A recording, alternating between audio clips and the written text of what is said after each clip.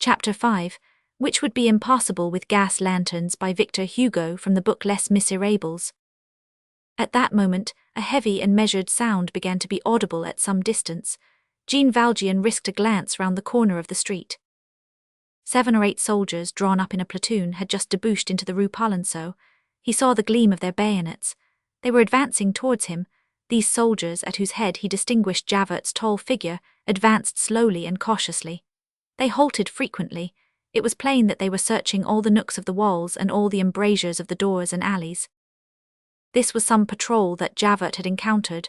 There could be no mistake as to this surmise, and whose aid he had demanded. Javert's 2 acolytes were marching in their ranks. At the rate at which they were marching, and in consideration of the halts which they were making, it would take them about a quarter of an hour to reach the spot where Jean Valjean stood. It was a frightful moment. A few minutes only separated Jean Valjean from that terrible precipice which yawned before him for the 3rd time, and the galleys now meant not only the galleys, but Cosette lost to him forever, that is to say, a life resembling the interior of a tomb. There was but one thing which was possible. Jean Valjean had this peculiarity that he carried, as one might say, 2 beggars' pouches. In one he kept his saintly thoughts, in the other the redoubtable talents of a convict. He rummaged in the one or the other, according to circumstances. Among his other resources, thanks to his numerous escapes from the prison at Toulon, he was, as it will be remembered, a past master in the incredible art of crawling up without ladder or climbing irons, by sheer muscular force, by leaning on the nape of his neck, his shoulders, his hips, and his knees, by helping himself on the rare projections of the stone, in the right angle of a wall as high as the 6th story, if need be. An art which has rendered so celebrated and so alarming that corner of the wall of the Conciergerie of Paris by which Batimal, condemned to death, made his escape 20 years ago. Jean Valjean measured with his eyes the wall above which he espied the linden. It was about 18 feet in height. The angle which it formed with the gable of the large building was filled, at its lower extremity, by a mass of masonry of a triangular shape, probably intended to preserve that too convenient corner from the rubbish of those dirty creatures called the passers-by. This practice of filling up corners of the wall is much in use in Paris. This mass was about 5 feet in height.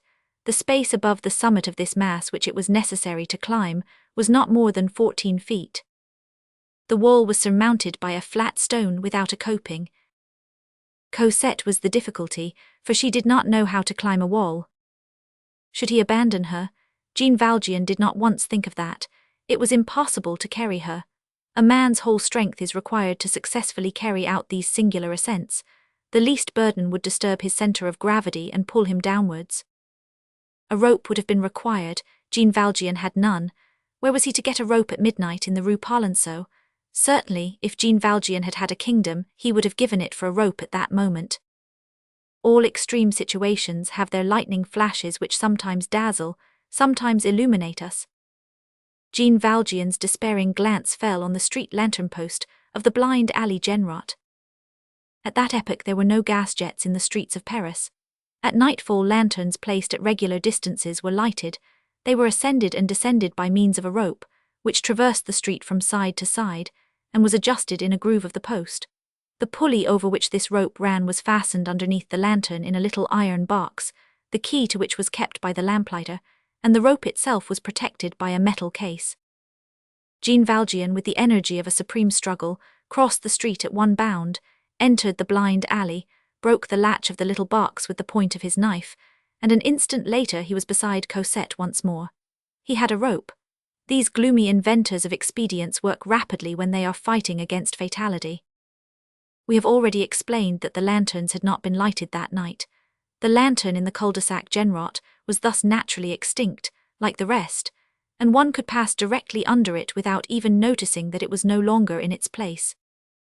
Nevertheless, the hour, the place, the darkness, Jean Valjean's absorption, his singular gestures, his goings and comings, all had begun to render Cosette uneasy. Any other child than she would have given vent to loud shrieks long before.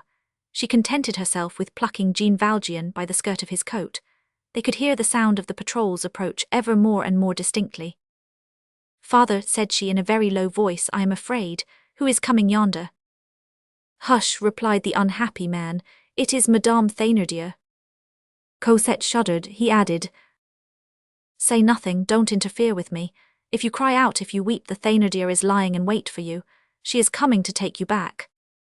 Then without haste, but without making a useless movement, with firm and curt precision, the more remarkable at a moment when the patrol and Javert might come upon him at any moment, he undid his cravat, passed it round Cosette's body under the armpits, taking care that it should not hurt the child, fastened this cravat to one end of the rope, by means of that knot which seafaring men call swallow knot, took the other end of the rope in his teeth, pulled off his shoes and stockings, which he threw over the wall, stepped upon the mass of masonry, and began to raise himself in the angle of the wall and the gable with as much solidity and certainty as though he had the rounds of a ladder under his feet and elbows. Half a minute had not elapsed when he was resting on his knees on the wall. Cosette gazed at him in stupid amazement without uttering a word. Jean Valjean's injunction and the name of Madame Thénardier had chilled her blood. All at once she heard Jean Valjean's voice crying to her, though in a very low tone, "Put your back against the wall." She obeyed. "Don't say a word and don't be alarmed," went on Jean Valjean. And she felt herself lifted from the ground. Before she had time to recover herself, she was on the top of the wall. Jean Valjean grasped her, put her on his back, took her 2 tiny hands in his large left hand, lay down flat on his stomach and crawled along on top of the wall as far as the cant. As he had guessed, there stood a building whose roof started from the top of the wooden barricade and descended to within a very short distance of the ground, with a gentle slope which grazed the linden tree. A lucky circumstance, for the wall was much higher on this side than on the street side. Jean Valjean could only see the ground at a great depth below him.